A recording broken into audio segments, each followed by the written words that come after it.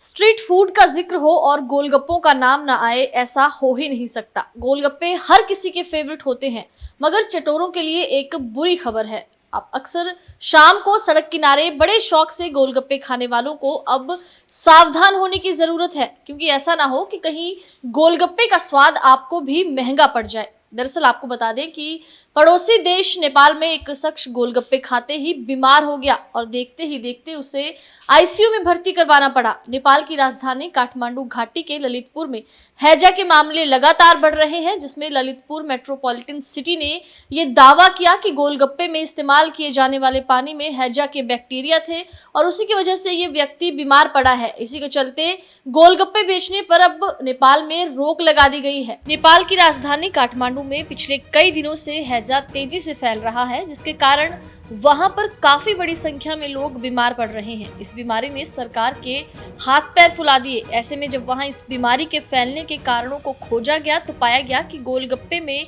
प्रयोग होने वाले पानी में ही हैजे को फैलाने वाले बैक्टीरिया हैं। सरकार ने फिर इस सब को देखते हुए फरमान जारी करते हुए गोलगप्पों की बिक्री और प्रयोग पर तुरंत रोक लगा दी। स्वास्थ्य विशेषज्ञों की माने तो अक्सर सबसे पहले हमें ये देखना चाहिए कि सड़क किनारे गोलगप्पे बेचने वाला कहां से पानी लेकर आ रहा है। साथ ही ये भी जानने की कोशिश कीजिए कि उस पानी को स्टोर कहां पर किया जा रहा है। साथ ही जिस बर्तन में वो पानी तैयार कर रहे हैं वो साफ सुथरा है कि नहीं।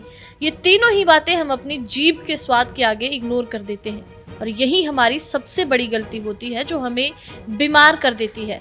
पानी को खट्टा बनाने के लिए आमतौर से कच्चे और सूखे आम, इमली, नींबू जैसी चीजों का इस्तेमाल किया जाता है, लेकिन आपको पता है कि ये सभी चीजें हर सीजन में नहीं मिलती और नींबू भी महंगा होता है।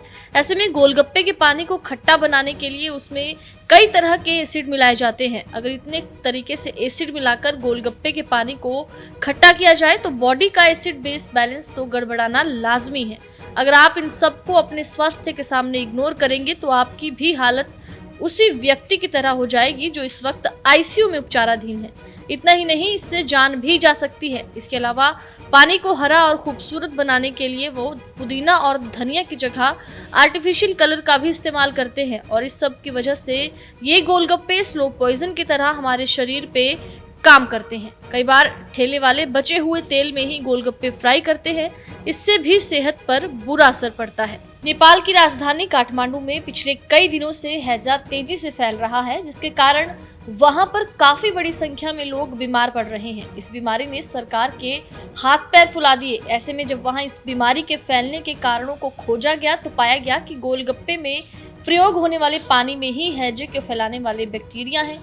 सरकार ने फिर इस सब को देखते हुए फरमान जारी करते हुए गोलगप्पों की बिक्री और प्रयोग पर तुरंत रोक लगा दी। स्वास्थ्य विशेषज्ञों की माने तो अक्सर सबसे पहले हमें ये देखना चाहिए कि सड़क किनारे गोलगप्पे बेचने वाला कहां से पानी लेकर आ रहा है। साथ ही ये भी जानने की कोशिश कीजिए कि उस पानी को स्टोर कहां पर किया जा रहा है।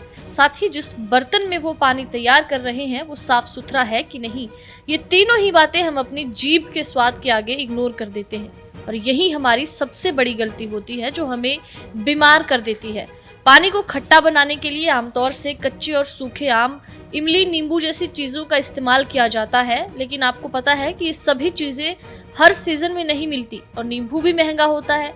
ऐसे में गोलगप्पे के पानी को खट्टा बनाने के लिए उसमें कई तरह के एसिड मिलाए जाते हैं। अगर इतने तरीके से एसिड मिलाकर गोलगप्पे के पानी को खट्टा किया जाए तो बॉडी का एसिड बेस बैलेंस तो गड़बड़ाना लाजमी है।